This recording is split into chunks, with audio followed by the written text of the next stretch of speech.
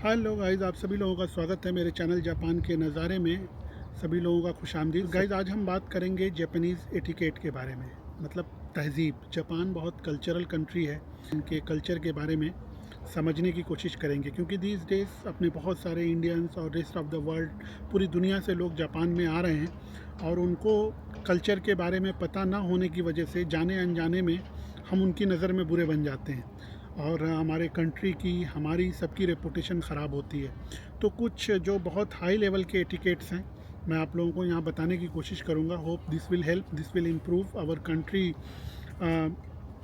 Image and our image in their eyes. Okay, so सबसे पहली चीज़ है गाइस, जापान में आपको ट्रेन का एटिकेट फॉलो करना चाहिए। ट्रेन के अंदर जब आप ट्रेवल कर रहे होते हैं तो बहुत तेज़ बात करना, बहुत तेज़ आवाज़ में हंसना, फ़ोन पे बात करना, मतलब किसी भी तरह की नॉइज़ जिससे शोर हो, वो सारी चीज़ मना है। उसको हमें अवॉइड करना चाहिए, वो काम हमें नहीं करना चाहिए। दूसरी बात, ट्रेन के अंदर की बात हो रही है तो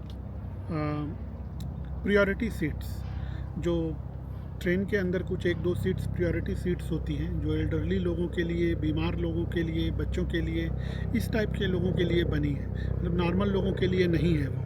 तो हमें उस सीट को यूज़ करना, अवॉइड करना चाहिए, क्योंकि क्या होता है कि वो सीट अक्सर खाली भी होती है। तो आप ध्यान देंगे जापानीज़ लोग वहाँ नहीं बैठते, तो हमें भी वो अवॉइड करना चाहिए।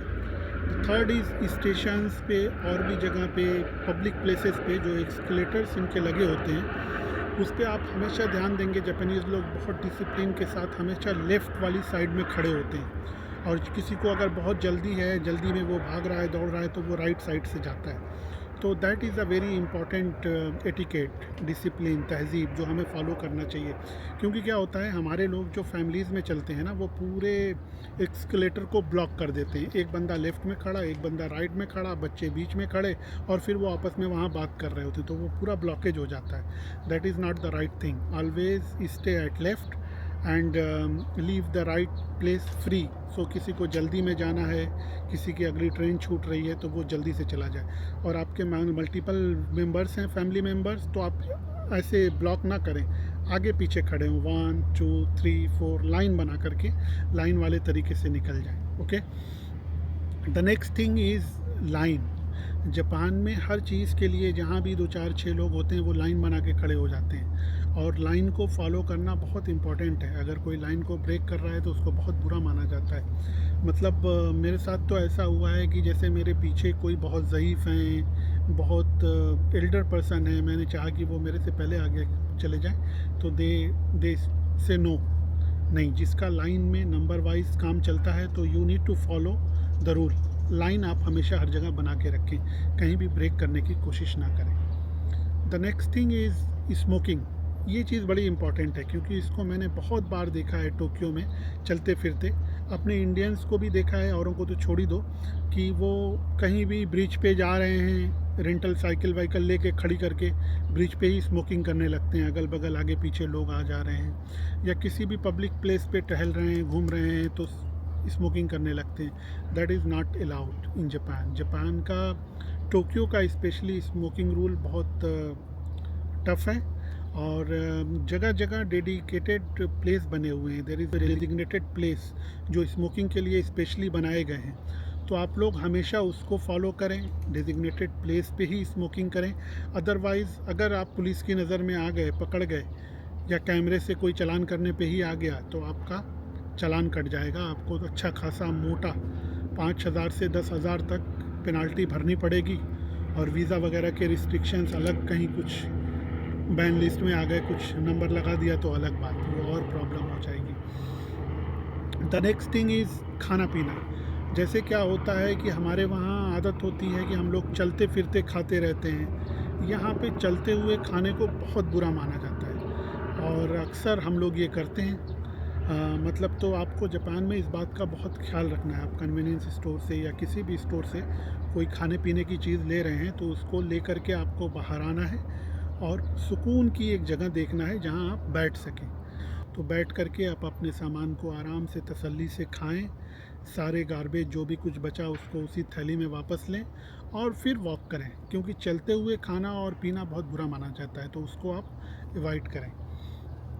Next thing is garbage. बहुत बार आपको ऐसा हो सकता है, जापान इज़ वेरी क्लीन, आपको कहीं भी कुछ एक रोंवा भी नहीं मिलेगा, एक सिगरेट की बट भी गिरी हुई नहीं मिलेगी, क्योंकि लोग उसको स्पेशली उस पर ध्यान देते हैं, उस पर एफर्ट लगाते हैं, तो क्लीन रहता है। तो आपको क्या करना है, गार्बेज के लिए हमेशा एक गोभी बैग, जो गार्बेज का बैग होता है, वो अपने पास रखना है। तो उससे क्या करना है कि जैसे कई बार हो सकता है कि आपको बहुत दूर दूर तक कोई डस्टबिन मिले ही ना, तो वो सारे गार्बेज आपको अपनी थैली में अपने पास रखना है, या आपने जिस भी स्टोर से सामान लिया है, खाया पिया है, जो गार्बेज निकला, या तो ले जाके आप उसी स्टोर पे वापस दे दीजिए, या तो आप वहाँ से निकल गए, आगे बढ़ गए, तो उसको अपने साथ अपने बैग में या जहाँ भी रख करके प्लेस का वेट करिए जहाँ पे डस्टबिन हो, जहाँ वहाँ कहीं भी आपको डस्टबिन मिले उसको डंप कर दीजिए। कहीं भी छोड़ करके या फेंक के नहीं जा सकते, उसको बहुत बुरा माना जाता है। इवन एक केन भी नहीं, बहुत से लोग चलते फिरते केन पीते हैं, वहीं रख करके चल दिए, no, that is very bad, वो नहीं करना है। रेस्टोरेंट वगैरह में टिप देना अलाउड नहीं है, तो आपको टिप नहीं देना है किसी को। आपको सर्विस मिली, आपने खाया पिया, उनका बिल पे किया, चल दिए, टिप्स वगैरह का कल्चर यहाँ पे नहीं है। नेक्स्ट है, घरों में, श्राइन्स में और बहुत से प्लेसेस ऐसे हो सकते हैं जहाँ पे शूज़ अलाउ नहीं है, आपको जूता पहन के अंदर नहीं जाना है, तो साइन वगैरह का ख्याल रखना है। जहाँ कहीं भी ऐसी जगह लिखी है कि शूज़ पहन के अंदर नहीं जाना, आपको शूज़ बाहर ही उतार देना है। बहुत सारे होटल्स वगैरह, होटल्स में भी होता ही ऐसा है कि वो आपको अंदर की चप्पल अलग देंगे, शूज़ आपको बाहर रखना है। तो इस रूल का ख्याल रखें, इसको स्ट्रिक्टली फॉलो करें। एक मिनट में एक बार अपनी लिस्ट देख लूँ, कुछ मेरा छूट तो नहीं रहा। हाँ, बड़ा इम्पोर्टेंट, कैश। जापान में अभी भी cash is the main currency, मतलब हर जगह कैश बहुत एक्सेप्टेड है और सबसे प्रीफर्ड करेंसी है। तो आप जब कभी भी जापान में आ रहे हैं तो अपनी कंट्री से अच्छा खासा कैश लेके आएँ। बाकी कंट्रीज़ में आप जो भी लेके जाते हैं उससे ज़्यादा ही लेके आएँ, क्योंकि यहाँ पे टोक्यो के अंदर तो फिर भी 80-90% प्लेसेस पे आपका क्रेडिट कार्ड और पासमो वगैरह जो डिजिटल पेमेंट्स वगैरह होती है चल जाती है। बट एक बार जैसे ही आप टोक्यो के बाहर निकलेंगे, आपकी वो डिजिटल पेमेंट नहीं चलेगी, ना कार्ड चलेगा, आपको हर जगह कैश में पेमेंट करनी पड़ेगी। तो that is also very important, आप कैश कैरी करें अपने साथ। फ़ोटोग्राफ़ी, यस, फ़ोटोग्राफ़ी भी, आप किसी पब्लिक प्लेस पे हैं, आपको जापानीज़ लोग ट्रेडिशनल ड्रेस में कपड़े वपड़े पहन के अगर अपने श्राइन वगैरह में जाते हुए दिख रहे हैं, तो ऐसा नहीं कि आप उनसे बगैर इजाज़त के उनकी फ़ोटो लेना शुरू कर दीजिए, दैट इज़ वेरी बैड।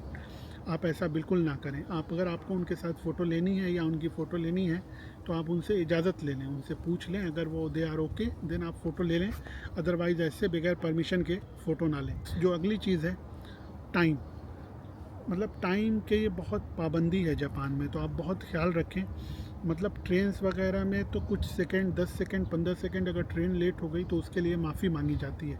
तो आप कोई भी पब्लिक ट्रांसपोर्ट ले रहे हैं, ट्रेन, बस या कोई टूर वाली बस ही घूमने जा रहे हैं, तो मेक श्योर कि आपका जो भी उस पर डिपार्चर टाइम लिखा है उससे 5-10 मिनट पहले आप उस जगह पे पहुंच जाएं। अदरवाइज पब्लिक ट्रांसपोर्ट है, ट्रेन वगैरह, वो तो चली ही जाएगी, लेकिन अगर आपका कोई टूर वगैरह की बस है जिसको आपने बुक किया है, they will wait for you minute और two, they will start calling you, but आपको बहुत बुरी नज़रों से देखा जाएगा जब आप आएंगे, क्योंकि आप 1 मिनट भी डिले करते हैं तो आपने अपने पीछे 40-50 लोग जो उस टूर में ऑलरेडी हैं, उन सब का आपने 1 मिनट 1.5 मिनट बर्बाद कर दिया, उनका टाइम वेस्ट किया है। और you need to be time on time, 5-10 minute पहले ही पहुंच जाएं, वो ज़्यादा अच्छा है। तो this were the main etiquettes, जो बहुत इंपॉर्टेंट मोटे मोटे पॉइंट्स हैं। अगर आप इनका ख्याल कर लेंगे तो आपका जापान का टूर बहुत सुहाना, बहुत अच्छा और बहुत बेहतरीन तरीके से कट जाएगा। और ये सारे एटिकेट अगर आप फॉलो करेंगे तो आप हमारी कंट्री का भी नाम रोशन करेंगे, लोगों को लगेगा कि हाँ, ये इंडियंस आते हैं तो इनका एटिकेट बहुत अच्छा है, ये हमारे रूल्स को बड़े अच्छे से फॉलो करते हैं। अभी भी मैं देखता हूँ वीडियो वगैरह, जापानीज़ लोग निशिका साई के बारे में बोल रहे हैं, बात कर रहे होते हैं, तो मोस्टली वो अच्छे लहजे में ही बात करते हैं कि दे फॉलो द रूल, तरीके से रहते हैं, अच्छे से रहते हैं। तो इस तरीके से हम लोग जब ये सब करेंगे, क्योंकि हमारी जिम्मेदारी बढ़ जाती है, पूरा सब कॉन्टिनेंट, पाकिस्तान, बांग्लादेश, इंडिया, जिस किसी की भी सकल देशियों की तरह होती है, वो सब इंडिया में ही गिने जाते हैं, क्योंकि India is a big country. लोगों को बस इंडिया के बारे में ही ज़्यादा पता है, बाकी कंट्रीज़ के बारे में कम पता है। ऐसा नहीं कि मैं किसी कंट्री की तौहीन कर रहा हूँ या कोई वैसा वो है, लेकिन ये है, इंडिया बड़ा कंट्री है, तो इंडिया का ही उससे ज़्यादा लोगों को पहचानते हैं, तो इसलिए इंडिया की ज़्यादा बदनामी होती है। We need to be very careful.